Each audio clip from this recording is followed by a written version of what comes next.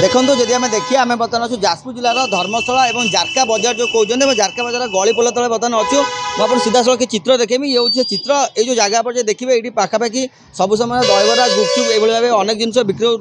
बिक्री होता है और ये खबर बारमाला गणमाध्यम प्रसारण कराइला कारण जिते धर्मशाला अंचल झाड़ा बांति जो भाई आक्रांत होता है किसी हईजा को नहीं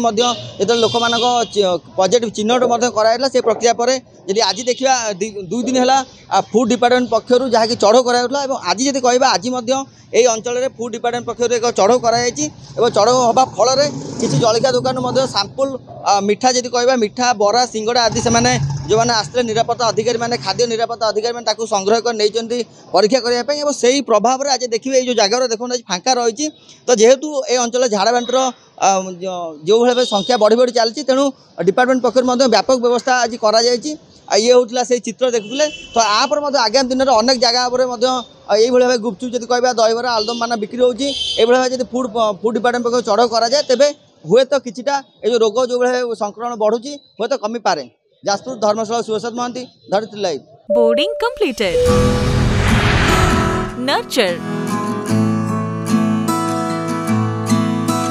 discover, fly with pride. TSG Gurukul, the ultimate home for your child.